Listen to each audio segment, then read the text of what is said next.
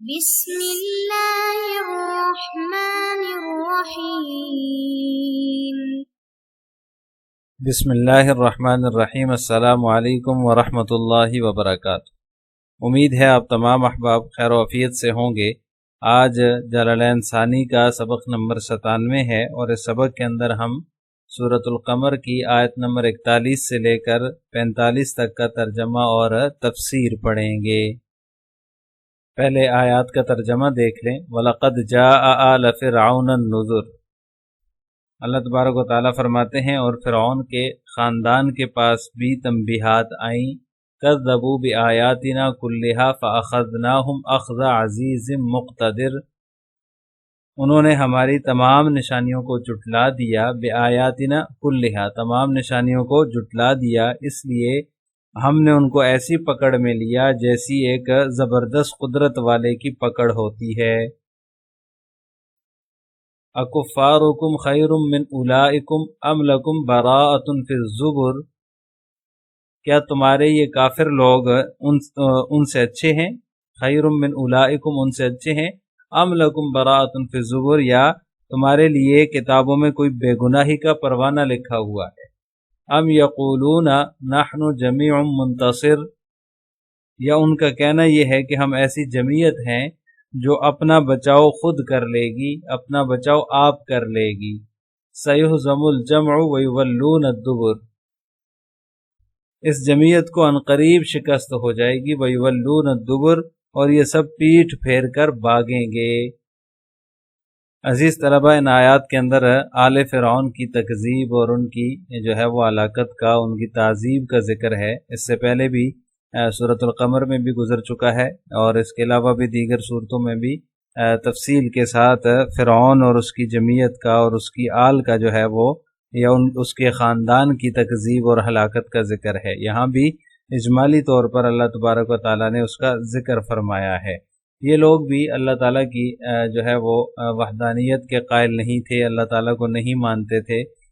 حضرت موسیٰ علیہ السلام کو اور حضرت ہارون علیہ السلام کو اللہ تعالیٰ نے ان کی طرف نبی بنا کر بھیجا، لیکن انہوں نے جو ہے وہ ان کو جھٹلا دیا۔ اپنی طاقت کا، اپنی جمعیت کا، اپنے لشکر کا ان کو بڑا گمنڈ تھا، اور فرعون تو یہ کہتا تھا انا ربکم الاعلی، میں تمہارا سب سے بڑا رب ہوں۔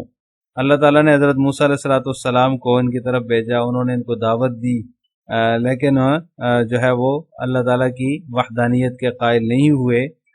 فرعون ایک بادشاہ تھا، اس کا دبدبہ تھا۔ حضرت موسیٰ علیہ السلام نے ان کو مختلف معجزات بھی دکھائے۔ عصا کا جو مشہور واقعہ ہے، ان کا جو عصا والا معجزہ تھا وہ بھی ان کو دکھایا۔ وہاں جو جادوگر تھے وہ سارے کے سارے مسلمان ہو گئے، لیکن فرعون اور اس کے جو لاؤ لشکر کے جو سردار تھے، جو اس کی آل اور خاندان کے لوگ تھے، وہ مسلمان نہیں ہوئے، انہوں نے پھر بھی نہیں مانا۔ جو درباری لوگ ہوتے ہیں، بڑے لوگ اور قوم کے جو سردار ہوتے ہیں، قرآن کریم کے اندر ان کو ملا سے جو ہے وہ تعبیر کیا ہے کئی مقامات پر، وہ لوگ جو ہے وہ ایمان نہیں لائے، اور جو ان کی عوام تھی وہ بھی، اس نے بھی اتباع نہیں کیا۔ تو حضرت موسیٰ علیہ السلام نے انہیں ڈرایا، آخرت کی جو ہے وہ عذاب سے، آخرت کی ہلاکت سے ان کو ڈرایا۔ وہ باتیں ان کو بتائیں کہ اگر تم اللہ کی وحدانیت کو نہیں مانو گے، ایمان نہیں لاؤ گے، تو آخرت میں جو ہے وہ تمہیں عذاب ہوگا۔ ان کے ہاتھ پر متعدد معجزات بھی اللہ تبارک و تعالیٰ نے ان کو دکھائے۔ سورہ اعراف کے اندر جو ہے وہ ذکر ہے، وَلَقَدْ أَخَذْنَا آلَ فِرْعَوْنَ بِالسِّنِينَ وَنَقْصٍ مِّنَ الثَّمَرَاتِ۔ 3 آیات ہیں، ان میں اللہ تبارک و تعالیٰ نے ذکر فرمایا ہے ان لوگوں نے تمام نشانیوں کو، بِآیاتِنَا کُلِّہَا، تمام نشانیوں کو جھٹلا دیا، لہٰذا اللہ تعالیٰ نے فرعون اور آل فرعون اور ان کے جو لشکر کے سردار تھے، جو اس کے وزیر مشیر تھے، ان سب کو اللہ تبارک و تعالیٰ نے غرق کر دیا، ڈبو دیا۔ تو یہاں پر ان کی جو تکذیب ہے اور تعذیب ہے، جو اللہ تبارک و تعالیٰ نے ان کو عذاب میں مبتلا کیا، اس کا اختصار کے ساتھ، اجمال کے ساتھ ذکر ہے۔ فَأَخَذْنَاهُمْ أَخْذَ عَزِيزٍ مُقْتَدِرٍ، خدا کی پکڑ بڑی ہی زبردست پکڑ ہے، جس کے قابو سے کوئی چیز بھی نکل کر بھاگ نہیں سکتی۔ تو جس طرح فرعونیوں کا بیڑا غرق ہوا ہے بحر قلزم میں، اللہ تبارک و تعالیٰ نے ان کو ہلاک کر دیا ہے، ان میں سے کوئی ایک بھی بچ کر نہیں نکل پایا۔ جب اللہ تعالیٰ کی پکڑ آئی تو اس پکڑ میں سارے کے سارے بحر قلزم میں ہلاک ہو گئے۔ تو یہ ہے اخذ عزیز مقتدر، ایک زبردست پکڑ والے کی پکڑ میں ہم نے ان کو لے لیا، جیسے ایک زبردست پکڑ والے کی پکڑ ہوتی ہے۔ اکفارکم خیر من اولئکم، اللہ تعالیٰ جو ہے وہ کفار مکہ سے جو ہے یہ کہہ رہے ہیں، پچھلی امتوں کے واقعات بیان کر کے، ان کی ہلاکت اور تعذیب کو بیان کر کے، اس کے بعد مکہ مکرمہ کے جو کافرین تھے، جو مشرکین تھے، ان سے یہ کہا جا رہا ہے کہ جن قوموں کو ہلاک کیا گیا ہے تم ان کے مقابلے میں کوئی زیادہ اچھے نہیں ہو، تمہارے اندر کون سی اچھائی ہے ان کے مقابلے میں جس کی بنا پر تمہیں جو ہے وہ عذاب نہ دیا جائے، تمہیں عذاب سے محفوظ رکھا جائے، یا پھر تمہارے بارے میں کسی آسمانی کتاب میں کوئی معافی یا بے گناہی کا وعدہ تو نہیں ہے، ام لکم براءۃ فی الزبر، کوئی ایسا وعدہ جس میں تمہارے لیے معافی ہو، یا پھر جو ہے وہ کوئی پروانہ تمہارے لیے بے گناہی کا، یا کوئی وعدہ تمہارے لیے کیا گیا ہو کسی آسمانی کتاب میں، ایسا نہیں ہے۔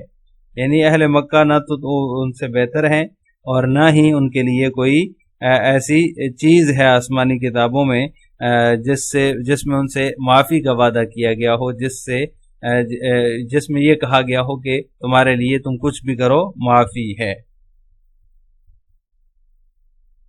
خیر من اولئکم مطلب یہ کہ قوم نوح سے لے کر قوم فرعون تک تم سے وہ سامان میں بھی زیادہ تھے، قوت میں بھی زیادہ تھے، طاقت میں بھی زیادہ تھے۔ استفہام انکاری ہے یہ، یعنی کہ وہ لوگ قوت اور طاقت، مال و اسباب میں تم سے زیادہ تھے۔ انہوں نے جب حضرات انبیاء کرام علیہ الصلاۃ والسلام کی تکذیب کی، انہیں جھٹلایا اور انکار کیا، تو اس وجہ سے ان کو ہلاکت میں ڈالا گیا اور ان کو عذاب دیا گیا، ان کو تباہ و برباد کر دیا گیا۔ تو تم اپنے بارے میں جو یہ سمجھ لیا تم نے کہ کفر کا جو وبال ہے وہ ہم پر نازل نہیں ہوگا، تو سوچ لو تمہارا یہ کہنا صحیح ہے یا نہیں ہے، کیونکہ تم ان سے اچھے بھی نہیں ہو، مال و دولت بھی، طاقت بھی تمہاری کم ہے، اور اسی طرح جو ہے وہ تمہارے لیے کوئی پروانہ بھی نہیں ہے، کوئی وعدہ بھی نہیں ہے۔ یہ تمہارا گھمنڈ پھر کس بات کا ہے؟ یعنی کوئی معافی بھی تمہارے لیے اللہ تبارک و تعالیٰ نے الگ سے کوئی یہ نہیں کہا کہ تمہیں معاف ہے۔ پرانی کتابوں میں جو آسمانی کتابیں گزر چکی ہیں ان کے اندر تمہارے لیے کوئی پروانہ نہیں ہے، کوئی تمہارے لیے کوئی وعدہ نہیں ہے کہ جو پرانی قوموں پر، پہلے کی قوموں پر عذاب آیا وہ تم پر نہیں آئے گا، اور کفر کے باوجود تم جو ہے وہ محفوظ رہو گے۔ ایسی کوئی بات نہیں ہے، تم محفوظ نہیں رہو گے۔ اللہ تعالیٰ کی جتنی بھی اس سے پہلے کتابیں گزر چکی ہیں ان میں کہیں بھی یہ نہیں لکھا ہوا کہ تم جو ہے وہ کفر کے باوجود بچ جاؤ گے اور محفوظ ہو جاؤ گے۔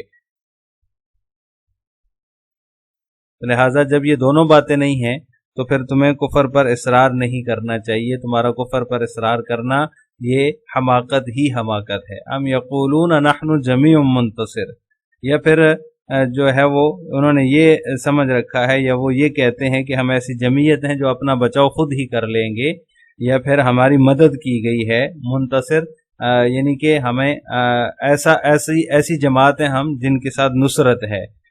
تو جب مکہ مکرمہ کے کافر جو ہیں ان کو اللہ تعالیٰ کے عذاب سے جب ڈرایا جاتا تھا تو وہ یہ کہتے تھے کہ ہمارا جتھا بڑا مضبوط ہے، ہماری جمعیت بڑی مضبوط ہے، ہمیں کوئی نقصان نہیں پہنچا سکتا، ہماری تعداد اتنی بڑی ہے۔